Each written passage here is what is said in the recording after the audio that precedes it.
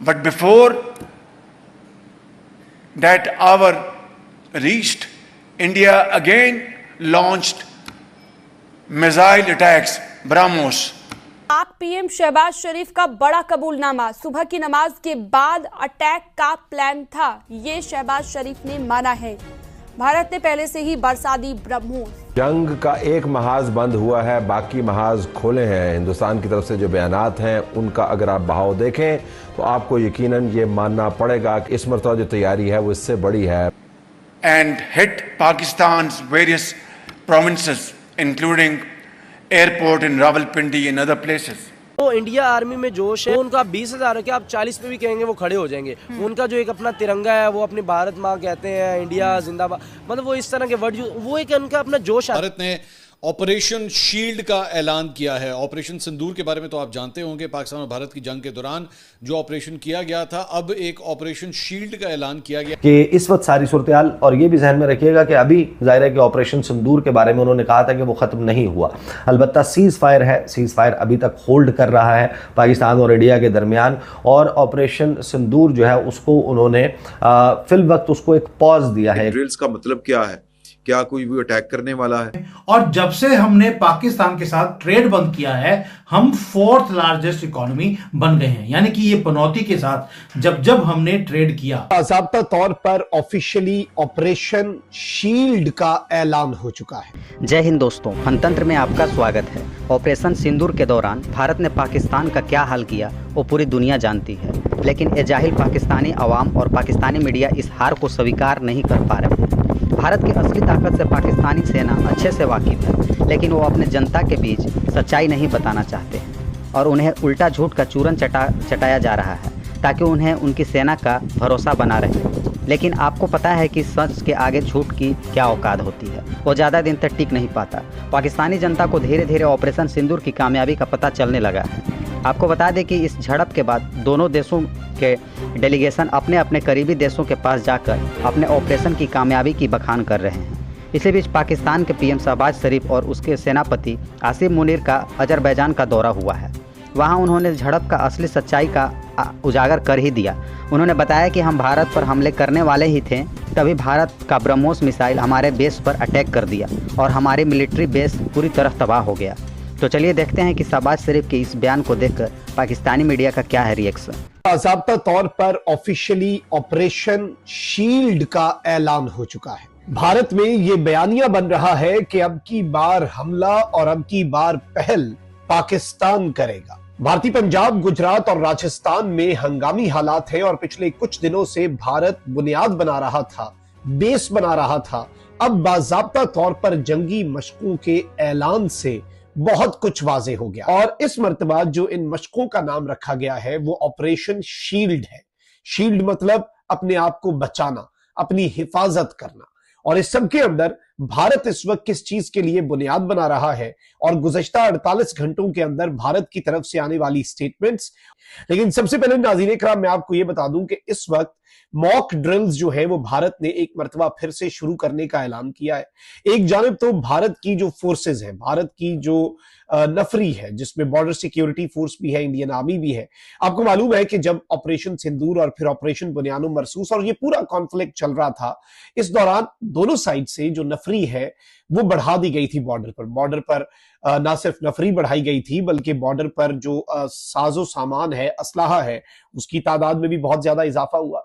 और जब से हमने पाकिस्तान के साथ ट्रेड बंद किया है, हम 4th लार्जेस्ट इकोनॉमी बन गए हैं। यानी कि ये पनौती के साथ जब हमने ट्रेड किया, हमारी तरक्की रुक गई। आज ये ट्रेड ये चाइना के साथ कर रहे हैं। चाइना की भी आपको मालूम है हालत क्या हो गई है। मुझे लगता है कि चाइनीज को मुझे बताना पड़ेगा कि अगर आपने अपनी कंट्री को बचाना है तो आप पाकिस्तान से ट्रेड बंद कर दीजिए। ये ट्रेड हमारे से सिर्फ इसलिए चाहते हैं क्योंकि उनको मालूम है जिसने पाकिस्तान के साथ हाथ जोड़ा उसका बंटाधार होना तय है। लास्ट उन्होंने बोला हम काउंटर टेररिज्म के ऊपर बात करेंगे, टेररिज्म के ऊपर वो पाकिस्तान बात करेगा। कुछ बात समझ नहीं आई कि एंड सेकेंडली बोल दिया if Bharat is serious to talk about counter terrorism, तो हम बात करने के लिए तैयार हैं। अब समझ सकते हैं इसमें कोई भी सीरियसनेस इस शरीफ की है नहीं। अब मुद्दा क्या है? जब जब पाकिस्तान ने आपसे बात करने की बात करी, दैट मीन्स वो अपने आप को लेवल फील्ड ग्राउंड पे दिखाना चाहता है दुनिया भर में। अब नाक कट चुकी है, मूछें इनकी होती नहीं, बकरी वाली दाढ़ी जो थी वो कटने वाली है, बंदर वाली टोपी ऑलरेडी इनकी नीचे गिर चुकी है, जिस तरह से हमने इनके ऊपर अटैक किया इनकी हर जगह पर घर में घुसकर। अब होगा क्या या हो क्या रहा है, पहले आपको ये समझने की जरूरत है। हमारे भारत के जो मीडिया है वहां बड़े भंगड़े डाले जा रहे हैं कि देखिए शरीफ ने बोल दिया हम बात करने के लिए तैयार है, वो कदमों में लेट गया। ऐसा कुछ नहीं है। मैं इसलिए बता रहा हूं क्योंकि मैं चाइना में बैठा हूं, मुझे मालूम है कि यहां पर ये क्या कुछ करने आया था इनका डेप्यूटी प्राइम मिनिस्टर। आप पहले क्रोनोलॉजी देखिए कि इनकी काम करने का सिस्टम क्या था। पहला, ये जैसे ही हमने पॉज किया ऑपरेशन सिंदूर को, उसके अगले दिन इनका मिनिस्टर्स प्लस चाइनीज मिनिस्टर्स हो जाते हैं पहले अफगानिस्तान में, और अफगानिस्तान में जाकर उनकी गवर्नमेंट को, तालिबान की गवर्नमेंट को बोलते हैं आप भारत को सपोर्ट करना बंद कर दीजिए, आप टीटीपी को सपोर्ट करना बंद कर दीजिए, हम आपको भारत से ज्यादा पैसे देने को तैयार है। आपने नोट किया होगा एक चीज, पाकिस्तान ने और चाइना ने विक्ट्री क्लेम करी कि हमने अफगानियों को अपने पाले में कर लिया है, लेकिन अफगानियों का कोई रिब्यूटल नहीं आया, कोई उन्होंने ये इसको मना नहीं किया है। मैं ये नहीं कह रहा कि तालिबान की जो गवर्नमेंट है वो हमारे खिलाफ हो गई है।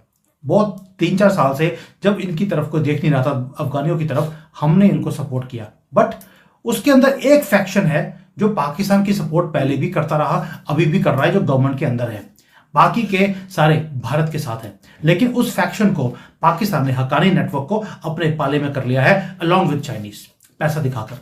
उसके बाद जैसे ही मीटिंग खत्म होती है, अगले 2 दिन के बाद इनका जो डेप्यूटी प्राइम मिनिस्टर है, जिसके नाम में ही डर है, वो डर के मारे चाइना पहुंच गया, और यहां पर 3 दिन बैठकर उन्होंने क्या काम किया है। फिर दोबारा से तालिबान को बुलाया गया और वहां पर भी ट्रेड डील्स की बात हो रही है। अब सीपेक को एक्सपेंड किया जाएगा अफगानिस्तान के अंदर।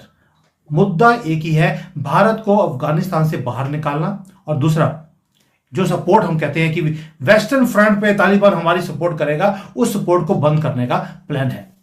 इसके बाद क्या होता है, अफगानिस्तान को अपने पाले पे करने के बाद फिर पाकिस्तान पहुंचता है ईरान, वहां पर तेल की बातें होती हैं, वहां पर भी जो पाइपलाइन है, जो सीपेक है, उसको लेके आने की बातें हो रही हैं from China to Afghanistan, from Afghanistan to Pakistan and Pakistan to Iran. So यहां की चाइना का एक्सेस कंप्लीटली ईरान और अफगानिस्तान और पाकिस्तान का एक नेक्सस बनाकर वहां पर करने की कोशिश की जा रही है। प्लस वहां पर हथियारों की भी बात हो रही है कि आपको न्यूक्लियर हथियार चाहिए, हम आपको देने को तैयार हैं, हम डेवलप करने में भी आपकी मदद करेंगे। पाकिस्तान ने अपने न्यूक्लियर बॉम्ब्स को बेचना शुरू कर दिया है, और उसके बदले ड्रोन्स मांगे हैं, वही ड्रोन जो रशिया ने यूज किए यूक्रेन के खिलाफ। और ईरान के बाद ये गए हैं तुर्की। वहां पर क्या लेने गए, वहां पर भी कोई ये ट्रेड की बात नहीं करने गए, हथियार खरीद रहे हैं। हथियार कौन से, एयर डिफेंस सिस्टम्स, क्योंकि चाइना के बर्बाद हो गए, प्लस उनसे ड्रोन्स एंड मिसाइल्स और प्लेन्स ये लेने के लिए गए हैं। और अगर तुम लोग नए हो तो सब्सक्राइब करो, वो जो लाल वाला बटन है उस पर फूट फेंक के मारो या फिर मोमबत्ती, मुझे नहीं पता, बस क्लिक हो जाना चाहिए।